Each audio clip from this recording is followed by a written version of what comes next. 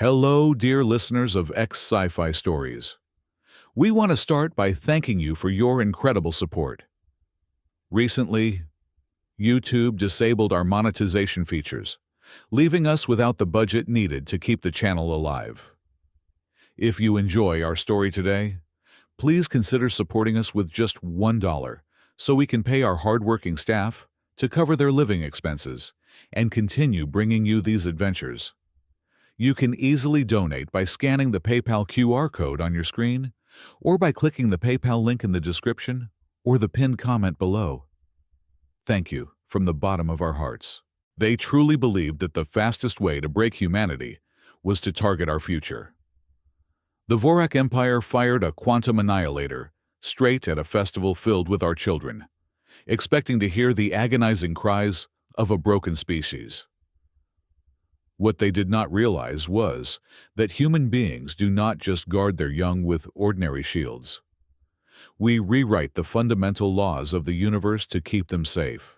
The colony world of Novaterra was bathed in a kaleidoscope of vibrant colors.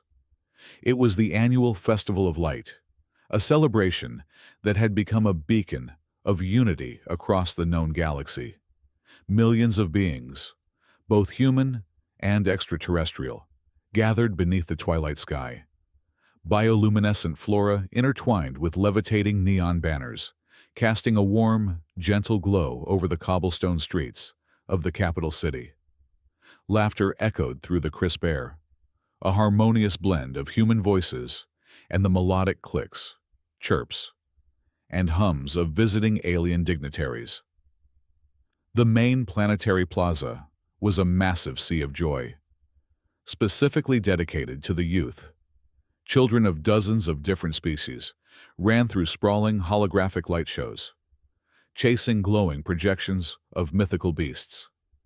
Parents watched with serene smiles, completely immersed in the profound peace that humanity had worked so hard to establish over the past 100 years. It was a picture of perfect harmony, a living testament to what could be achieved when weapons were laid down and hands were joined in genuine friendship.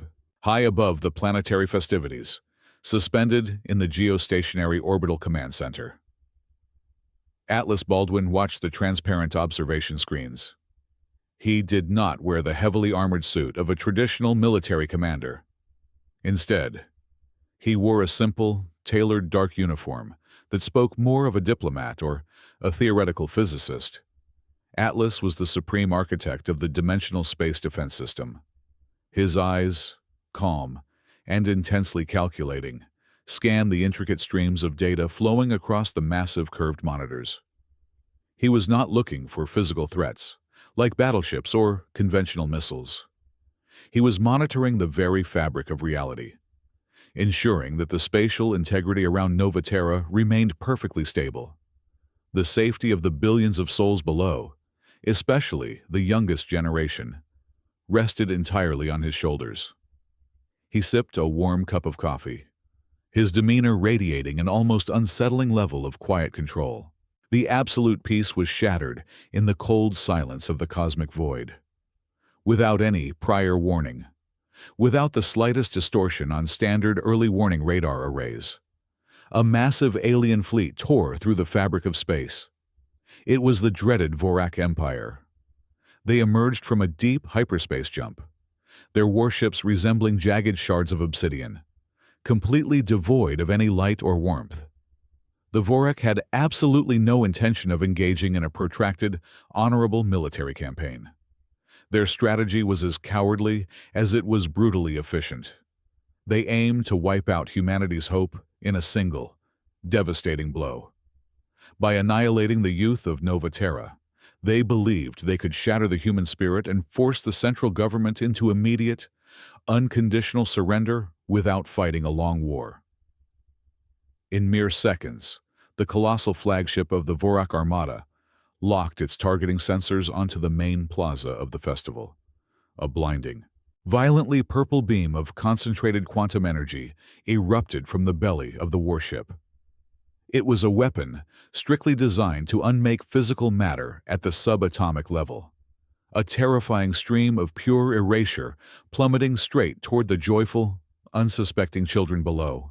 The quantum weapon struck the upper atmosphere of Nova Terra. The Vorak fleet commanders eagerly watched their viewports, fully expecting to see the surface of the planet boil away, followed by the catastrophic structural collapse of the capital city. Instead, absolutely nothing happened. The violently purple beam simply vanished into thin air, the exact moment it touched the invisible upper barrier surrounding the world. Down in the orbital command center, Atlas Baldwin did not even blink. He had not reacted with panic to the sudden appearance of the enemy fleet because he had already anticipated their exact arrival coordinates, several hours before the Vorak even initiated their warp sequence. Atlas had quietly activated the temporal dimensional shield. The split second the enemy weapon was fired, the entire planetary population, along with every single building, street, and blade of grass, was seamlessly shifted into an alternate, parallel dimension.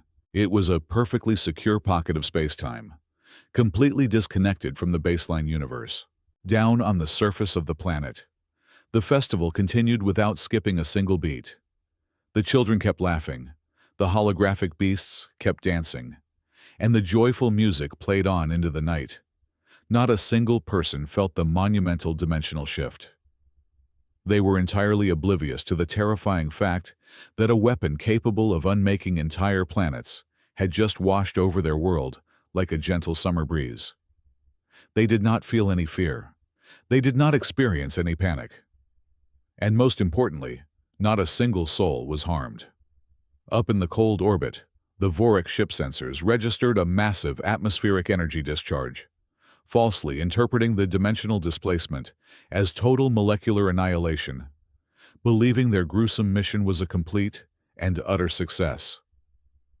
The Vorak fleet immediately turned around and jumped back into the dark depths of hyperspace. As they hastily retreated, they began broadcasting a triumphant, boastful message of victory to every corner of the galaxy, celebrating their perceived slaughter of the innocent. Atlas watched their dark ships disappear from his monitoring screens, his expression completely unreadable. He keyed his communication channel and softly said, "Let them sing their false victory. Tomorrow, they will learn the true cost of threatening our children." The Great Hall of the Galactic Council was a marvel of interstellar architecture, a massive amphitheater carved from the hollowed core of a dead moon. Normally, it was a place of measured debates and tedious trade agreements. Today, however, the air was thick with sheer terror. The emergency session had been convened less than 3 hours after the Vorak broadcast. Representatives from over 500 distinct star systems occupied their hovering podiums, their bioluminescence flickering erratically, a universal biological sign of profound distress. The center of the chamber, reserved for those holding the floor, was currently occupied by High Ambassador Kale of the Vorak Empire. Kale towered over the central platform, a hulking mass of jagged chitin and dark, pulsating synthetic muscle. He did not ask for the floor, he commanded it. His voice, amplified by the hall acoustics, was a harsh, metallic grinding noise that translated into galactic standard with dripping contempt. "Representatives of the inferior worlds," Kale began, his 6 eyes scanning the terrified delegates. "We have called this assembly to inform you of a fundamental shift in the power dynamics of this galaxy. Exactly 2 hours ago, the Vorak Armada struck the human colony of Nova Terra. We did not target their military bases. We did not target their industrial centers. We targeted their festival. We targeted their offspring. The entire next generation of the human race has been completely and utterly eradicated into cosmic dust." A collective gasp rippled through the colossal chamber. Several avian delegates collapsed onto their podiums in shock. The aquatic representatives from the deep worlds churned the water in their containment suits in pure panic. Kale let the horror wash over the room, absorbing their fear like nourishment. He raised a massive, clawed hand to silence the murmurs. Let this serve as a singular, undeniable lesson. Humanity thought they could hide behind their fragile treaties and their pathetic notions of peace. They were wrong. Now, we offer the surviving human adults a singular, generous ultimatum. They have exactly 24 hours to hand over 100% of their core dimensional technologies and submit their entire remaining population to indentured servitude. If they refuse, or if any of you attempt to assist them, we will visit every single human world and repeat our display of power. You will all watch as they go extinct. Panic immediately erupted across the assembly. The insectoid ambassadors began clicking wildly, transmitting rapid proposals of immediate surrender to their home worlds. The feline diplomats hissed in fearful agreement. The prevailing sentiment was clear. The Vorak had crossed a line no civilized species had ever dared to cross, utilizing a weapon of absolute destruction against civilians. If humanity, the most technologically advanced defensive species, could be crippled so easily, what hope did the rest of them have? Whispers of appeasement filled the vast room. The council was ready to draft a resolution condemning humanity to slavery, just to spare their own children from the wrath of the Vorak Armada. Then, the immense titanium doors of the Great Hall groaned open. The frantic chatter died instantly. Every single optical sensor, compound eye, and thermal receptor in the room turned toward the entrance. Walking down the central aisle, completely alone and entirely unarmed, was Atlas Baldwin. He was not sprinting. He was not weeping.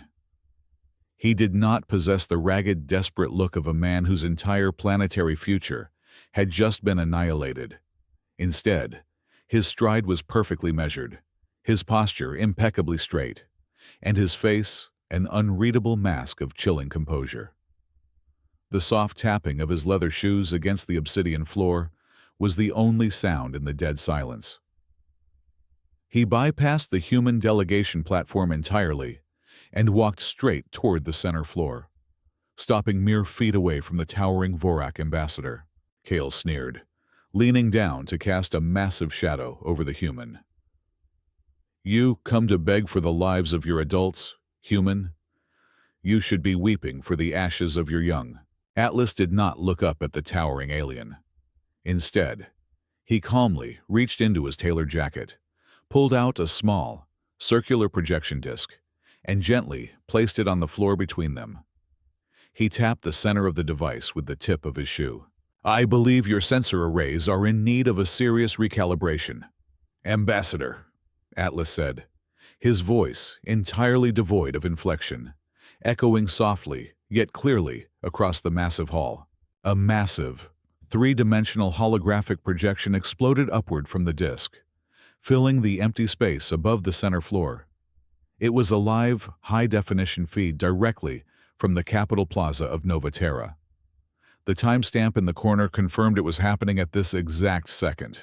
The entire Galactic Council stared in absolute, paralyzing disbelief. There were no ashes. There were no ruins. The plaza was still overflowing with the vibrant, joyful chaos of the festival. Children of a dozen species were currently chasing a massive projection of a glowing dragon. Their laughter cutting through the tense silence of the council chamber like a physical blow. The festive music played merrily. Parents were sharing sweet treats, completely unharmed, completely unaware that a galactic emergency had even been declared. Atlas clasped his hands behind his back, finally tilting his head up to meet the six widening eyes of the Vorak ambassador. "As you can clearly see," Atlas stated with terrifying politeness, "our festival is proceeding exactly as planned. We experienced a slight surge in our upper atmospheric energy grids, which we assume was your little light show. We found it quite underwhelming." The smug, conquering posture of the Vorak ambassador shattered. Kale staggered backward, his synthetic muscles twitching violently. He stared at the live feed, his mind completely unable to process the impossibility of the images. A weapon that tore apart the very fabric of matter had been fired directly at those children. And yet, they were laughing. They were playing. The ultimate unstoppable might of the Vorak Empire had accomplished absolutely nothing. The murmurs of fear from the alien delegates instantly transformed into shocked whispers of awe. They looked from the dancing children in the hologram to the solitary, calm human standing in the center of the room. Kale let out a deafening, metallic roar of pure, unadulterated fury. "This is a trick, a cheap holographic deception. Our weapons do not fail." "Your weapons," Atlas replied, his voice dropping to a glacial whisper that sent a shiver through every being in the room, "did exactly what they were designed to do. You just fired them at a reality we no longer inhabited. And now, Ambassador, you are going to learn what happens when you mistake our peace for weakness." The massive Vorak ambassador, Kale, quickly recovered from his initial shock. The twitching of his dark synthetic muscles slowed, and his initial outrage morphed into a deep, vibrating laugh that grated harshly against the acoustic dampeners of the Great Hall. He stepped forward, leaning his hulking frame over the holographic projection of the unharmed children, his 6 eyes narrowing with renewed, vicious arrogance. "A neat parlor trick, human," Kale scoffed, his metallic voice dripping with absolute disdain. "You shifted them out of phase. You hid them in the dark.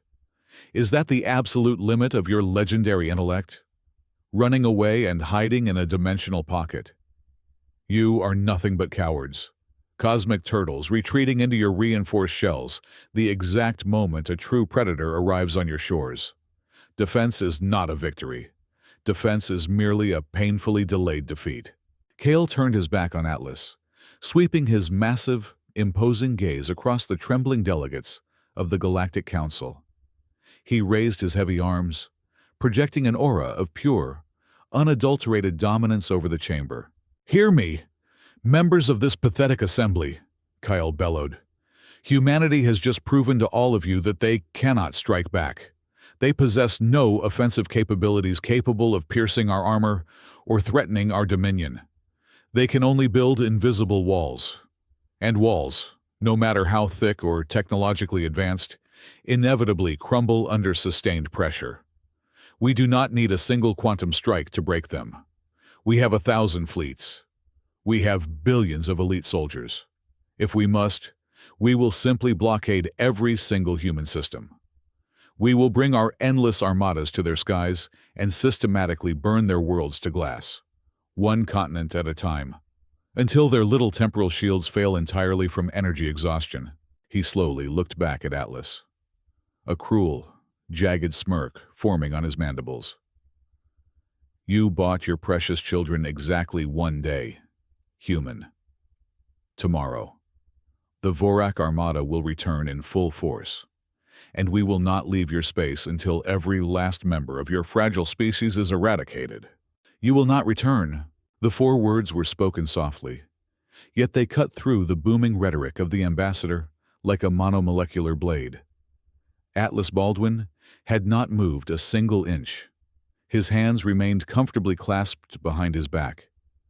The sudden chill in his voice was absolute, dropping the atmospheric temperature of the immense chamber by sheer psychological weight.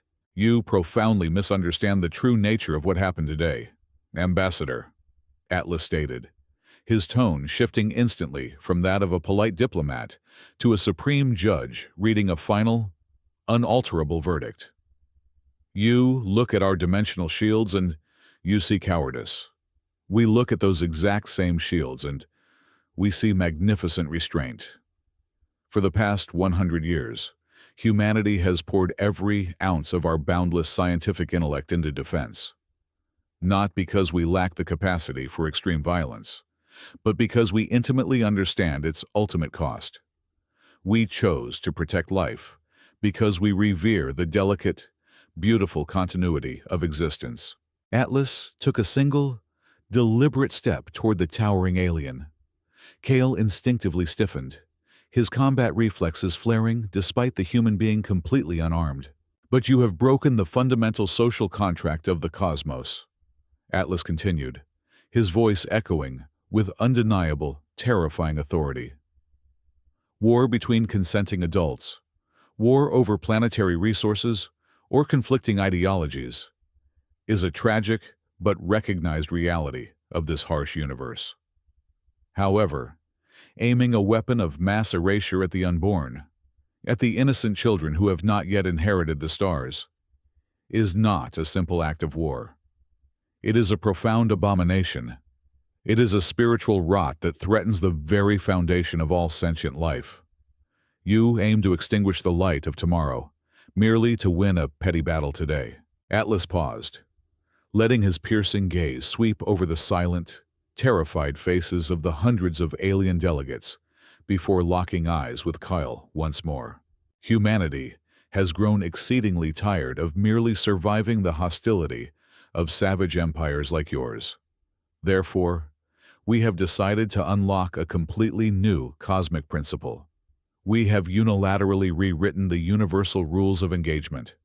From this exact moment onward, the universe operates under a very simple, inescapable mandate: the deliberate intent to annihilate the future generation of any species constitutes an automatic, irreversible forfeiture of your own right to exist. Kale let out a sharp, dismissive snort. Philosophical nonsense. You speak of grand cosmic principles while standing unarmed and helpless in front of your clear biological superior. I speak of applied mechanics, Atlas corrected coldly. I am officially informing this council that the Vorak Empire has been judged. Your species has been found totally incompatible with the future of this galaxy. Within exactly 12 hours, the Vorak Empire will be entirely erased from the cosmic map. Your sprawling fleets, your impenetrable armories, your mighty strongholds, and your brutal authority will simply cease to be. A stunned, heavy silence blanketed the Great Hall. Then, scattered whispers broke out among the alien delegates. Many shook their heads in utter disbelief. The threat sounded completely absurd, the desperate raving of a cornered animal. Every single being in the room knew the harsh military reality of the Vorak Empire. They were not merely a wandering fleet. They were an entrenched galactic superpower. Their home systems were fortified by massive, overlapping spherical defense grids that completely enclosed thousands of stars. These colossal structures absorbed entire solar outputs to power energy shields thick enough to withstand the direct impact of a supernova. No conventional military force in the known universe, not even the combined might of every other species sitting in the council chamber, could scratch the paint on a single Vorak core world. Kale burst into genuine, booming laughter, slapping his heavy hands against his sides. Erase us! In 12 hours! You are experiencing a severe mental breakdown. Little human. Our stellar spheres are entirely impenetrable. Our homeworlds are perfect fortresses that will outlast the heat death of the universe itself. You cannot possibly touch us. Atlas did not bother to argue the point. He did not raise his voice or offer any further technical explanation. He simply reached into his tailored jacket one final time and produced a sleek, obsidian cylinder. He stepped forward and placed it directly in the center of the grand diplomatic table. With a soft, metallic click, the top of the cylinder ignited with a brilliant, blood-red holographic display. It was a countdown timer. It displayed exactly 11 hours, 59 minutes, and 59 seconds. The glowing numbers silently ticked downward. Atlas Baldwin turned his back on the towering Vorak ambassador and the hundreds of staring delegates. He did not look back. His measured, perfectly steady footsteps echoed through the dead, silent chamber as he walked toward the immense titanium doors. He left them entirely alone with the glowing red numbers, leaving behind a profound sense of impending, inescapable doom that absolutely no stellar shield could ever keep out. Deep within the heavily fortified core systems of the Vorak Empire, billions of elite soldiers stood at absolute, tense attention. After Ambassador Kale transmitted his panicked, frantic report from the Galactic Council. The Supreme Commander ordered a total, immediate mobilization of their entire military apparatus. Thousands of massive dreadnoughts powered up their antimatter engines, forming impenetrable, overlapping defensive grids around their home planets. Their legendary stellar spheres, colossal megastructures that completely encapsulated their suns, glowed with terrible, blinding energy. These spheres were fully prepared to vaporize any human armada that dared to drop out of hyperspace. The Vorak military leaders waited for the inevitable flash of incoming warp signatures. They fully expected a grand, fiery space battle filled with roaring plasma cannons, shattering hulls, and desperate boarding actions. They waited for 1 hour. They waited for 3 hours. They waited for 6 hours. The cosmic void remained entirely silent. Not a single human fighter jet crossed their borders. The Vorak long-range sensors registered absolutely zero incoming threats, no energy spikes, and no gravitational anomalies. The silence of deep space was not a relief to the Vorak commanders. It was utterly, maddeningly terrifying. Millions of light-years away, safely hidden deep beneath the continental tectonic plates of Earth. Atlas Baldwin stood inside the primary firing chamber of the entropy inversion matrix. This room bore absolutely no resemblance to a traditional military bunker or a war room. It looked much more like a serene temple dedicated to pure mathematics and theoretical physics. There were no glowing red launch buttons, no tactical targeting crosshairs, and absolutely no explosive payloads waiting in silos. The center of the massive, dome-shaped chamber housed a single, continuously shifting fractal of liquid light, perfectly suspended in a zero-gravity containment field. Humanity had not spent the past 100 years building larger, more destructive bombs. They had spent their time learning how to fluently speak the fundamental language of the universe. Atlas calmly approached the glowing fractal. He did not need a vast army to dismantle a brutal empire. He only needed a profound, weaponized understanding of thermodynamics. With a slow, precise motion, he input a highly complex mathematical sequence into the holographic console. He was not targeting the biological lives of the Vorak species. He was directly targeting the artificial, manufactured bonds of their arrogance. He initiated a localized, accelerated reversal of the entropic arrow of time. He specifically tuned the quantum frequency to target the unique molecular resonance of Vorak synthetic alloys, refined energy sources, and weaponized polymers. The effect was instantaneous, and it completely ignored the physical boundaries of linear space. The immense stellar shields of the Vorak core systems, designed to easily withstand the explosive force of dying suns, were completely useless against a weapon that simply bypassed distance via quantum entanglement. The destruction began exactly at the 9th hour of the countdown, but it did not arrive with a deafening explosion or a blinding flash of destructive light. Instead, it was an eerily silent, profoundly beautiful, and deeply terrifying phenomenon. High in the orbit of the Vorak capital world, the colossal flagship of the Supreme Commander slowly stopped moving. The massive obsidian hull of the 3-mile-long warship simply began to flake away. It looked exactly as though an invisible, cosmic wind was gently blowing across its dark surface. The incredibly dense, weaponized armor plating seamlessly dissolved into billions of microscopic, glowing particles that drifted away like golden snow in the vacuum of space. Within mere seconds, the heavy plasma cannons, the impenetrable energy generators, and the heavily fortified command bridges rapidly unraveled into fundamental elemental strands. This magnificent, terrifying dissolution cascaded across the entire Vorak Empire simultaneously. Across thousands of star systems, their invincible, conquering armadas were quietly, systematically erased from existence. But the most horrifying aspect for the Vorak observers was the sheer, surgical precision of the quantum decay. The entropy inversion matrix was a weapon of supreme, ethical elegance, as the massive orbital shipyards and defense satellites rained down as harmless, glittering dust upon the planets below. The natural ecosystems remained entirely untouched.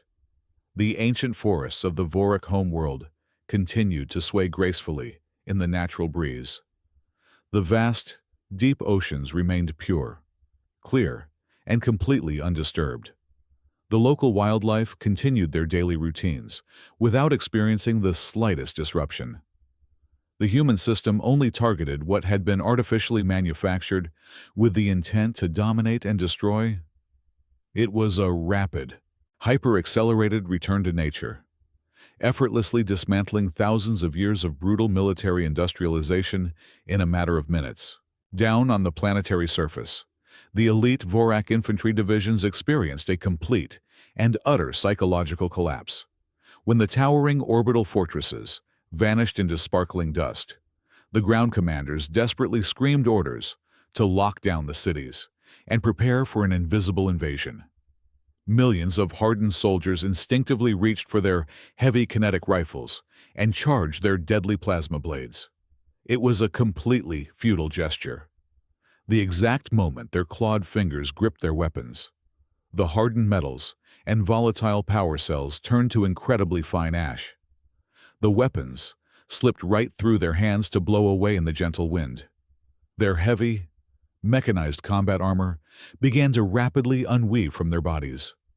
The synthetic fibers detached and dissolved into thin air until millions of fierce, terrifying warriors were left standing in their natural, entirely unarmed biological state. Massive communication arrays melted into puddles of inert, harmless liquid. Hovering armored attack vehicles settled gently to the soft ground before crumbling apart like completely dry sand. The entire war machine of the galaxy's most feared empire was completely paralyzed. They were not defeated by a superior opposing armed force, but by the gentle, inescapable unmaking of their own violent tools. Deep inside his rapidly crumbling underground command center, the supreme commander of the Vorak forces fell heavily to his knees.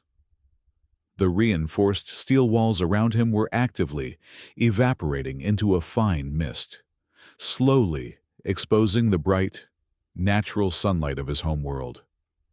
He stared blankly at his own empty hands, where his symbol of absolute authority, his command baton, had just turned into a tiny wisp of gray smoke. The terrifying, crushing realization finally crashed down upon him. Humanity was not fighting a war with them. Humanity was simply, permanently revoking their physical ability to ever fight again. In a desperate, frantic panic, he lunged toward the only single piece of technology in the room that was not yet completely dissolved, a primitive, deep space tachyon distress beacon. He smashed his bare fists against the fading, flickering console, desperately trying to open a direct, unencrypted communication channel to Earth. He did not want to negotiate terms. He did not want to issue any more hollow threats. He only wanted to scream his absolute, unconditional surrender to Atlas Baldwin before his entire surviving species was left completely naked, terrified, and totally vulnerable among the rapidly vanishing ruins of their own shattered arrogance. The flickering holographic projection of the Supreme Commander materialized inside the quiet, beautifully serene primary firing chamber back on Earth. The once mighty Vorak leader was a truly pathetic and broken sight. His incredibly thick, terrifying combat armor was completely gone, having dissolved into harmless dust just minutes prior.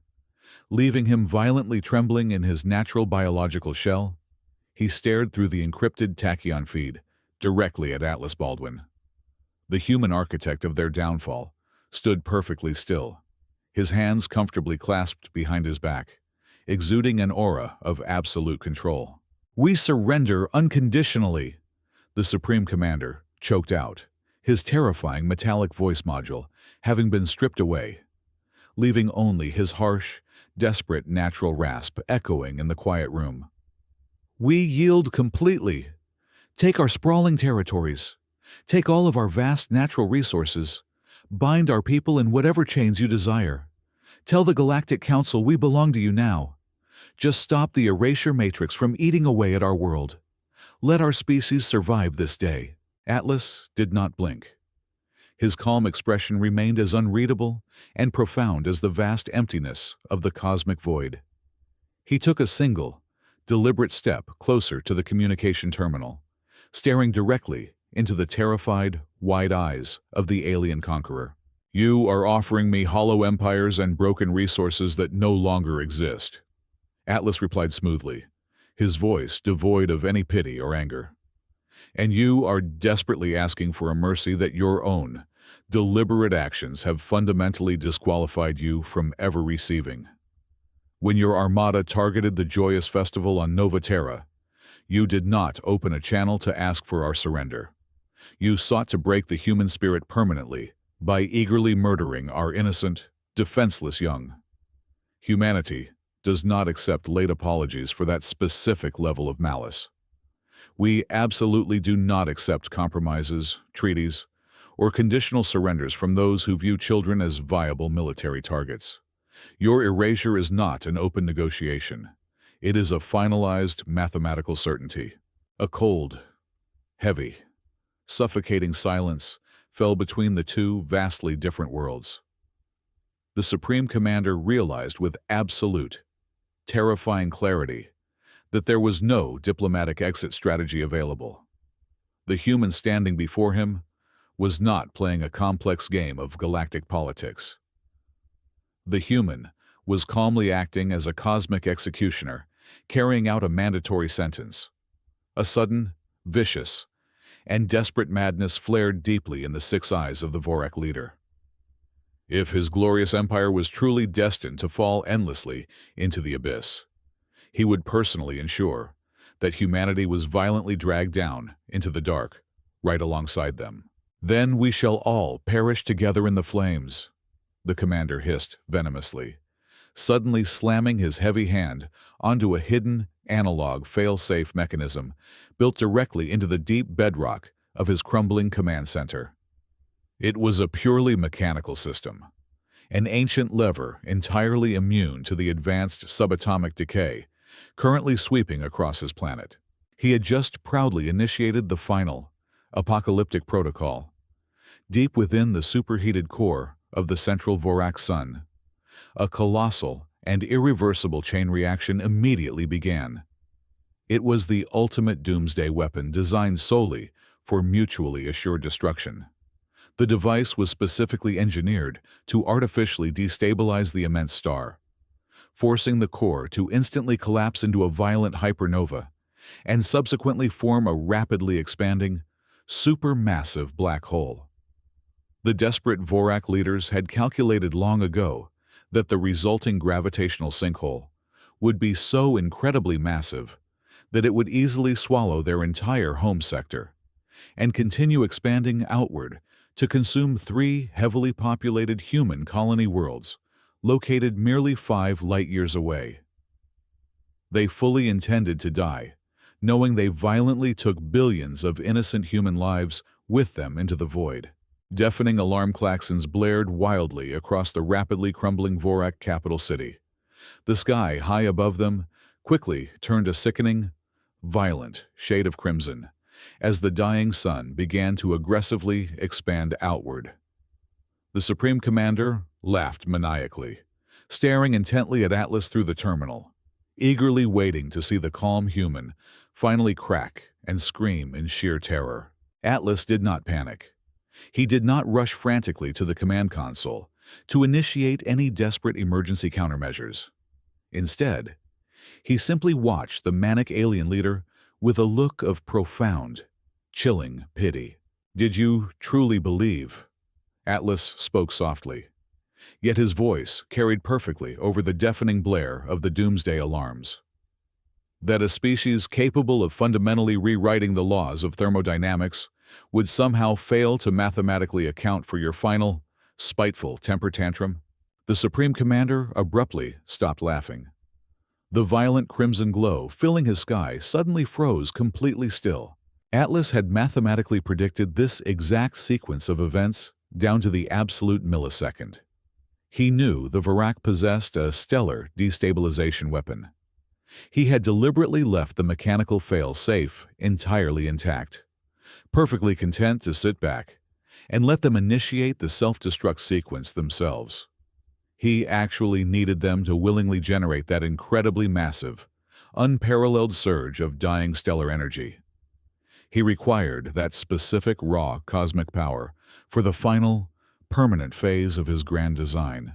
As the Vorak sun reached the absolute, final precipice of total detonation, the entropy inversion matrix hidden on Earth instantly engaged its secondary, hidden function.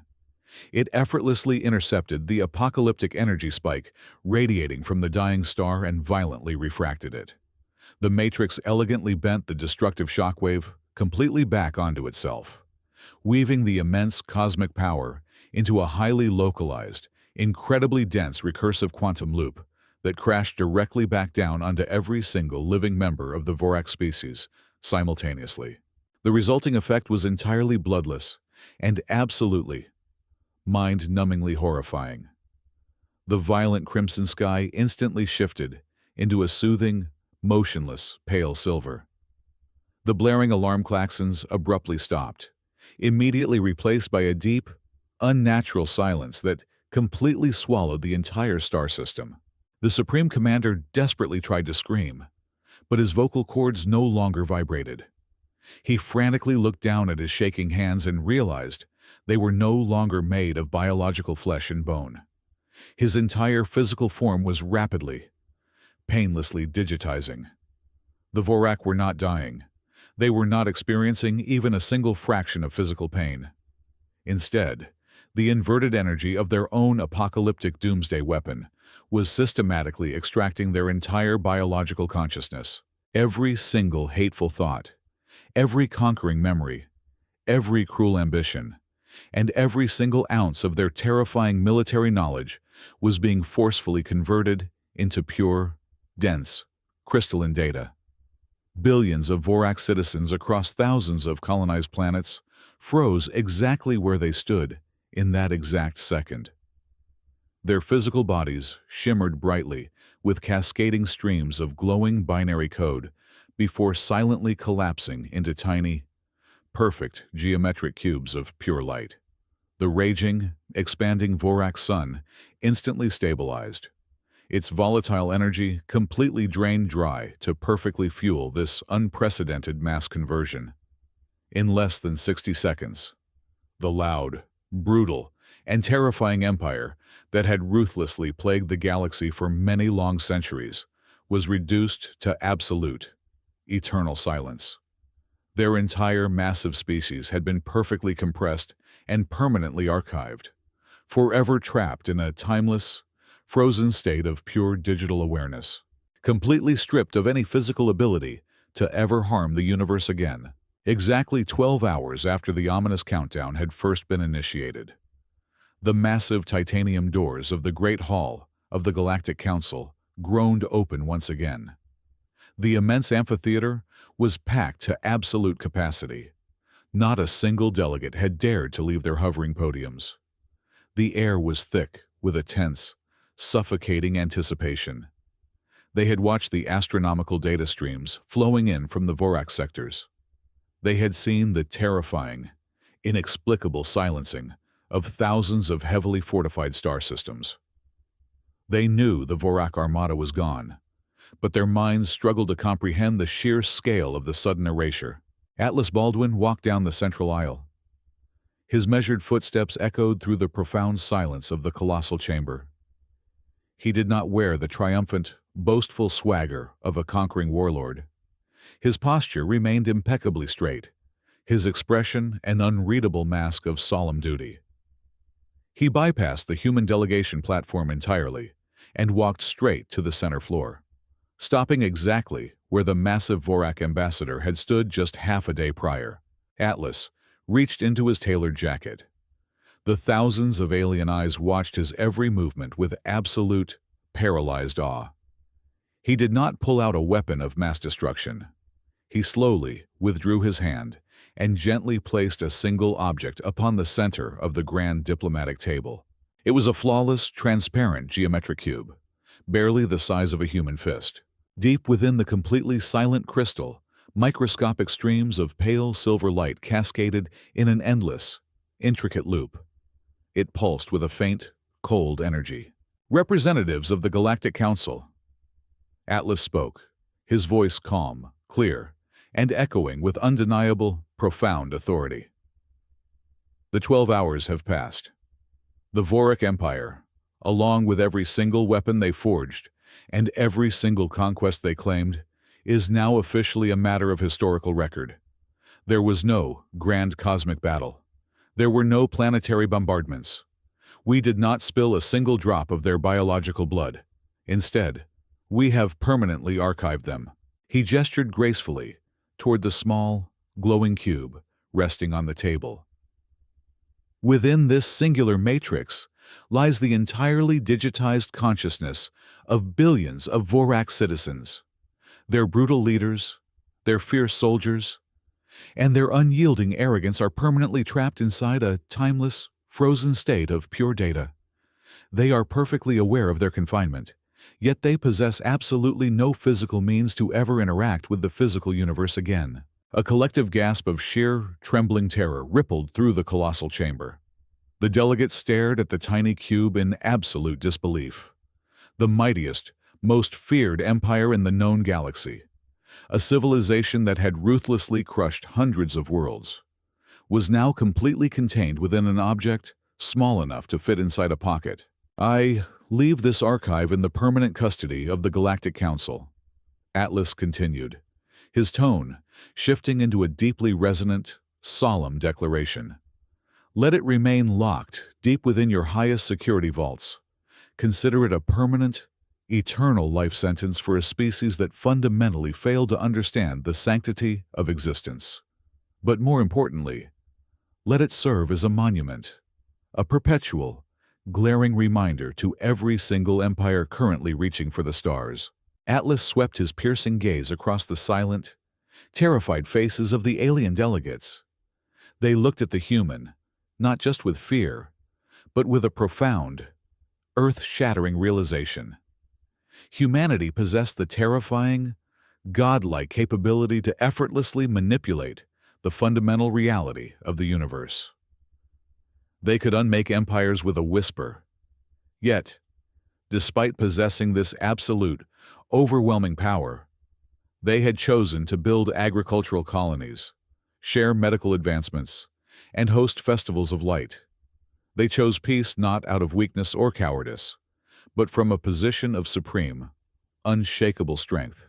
"We do not desire to rule this galaxy," Atlas stated softly, his words carrying the weight of a century of hard-won peace. "We only desire to live safely within it, but let the fundamental rule of the cosmos be perfectly understood from this day forward. You may dispute our borders. You may challenge our trade routes. But if any empire, any faction, or any rogue fleet ever dares to harbor the thought of aiming their weapons at the youth of any species, humanity will not hesitate to rewrite your existence into absolute nothingness." Atlas Baldwin turned his back on the glowing cube and the silent assembly. He walked out of the Great Hall, leaving behind a completely altered galaxy. A new, unbreakable cosmic order had been firmly established. From that day onward, across millions of light years, not a single warlord or conquering emperor ever dared to look upon a child with malice. Back on the beautiful surface of Nova Terra, the warm twilight sky was still alive with vibrant colors. The festival of light continued without interruption.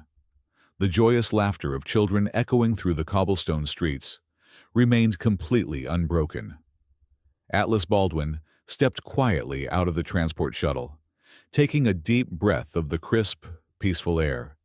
He watched the glowing holographic beasts dancing above the main plaza, a gentle, genuine smile finally gracing his face, resting in the absolute certainty that their future was permanently secure. Thank you so very much for listening to our story today. We would love to know where you are tuning in from, so please let us know in the comments below. If you enjoyed this journey and want to help us keep creating these adventures, please consider supporting our channel with just $1. You can easily do this by scanning the PayPal QR code on your screen, or by using the PayPal link provided in the video description or the pinned comment. Your kind support directly pays our hardworking staff, helping them feed their families and allowing us to bring you even more incredible stories. Thank you from the bottom of our hearts, and we will see you in the next one.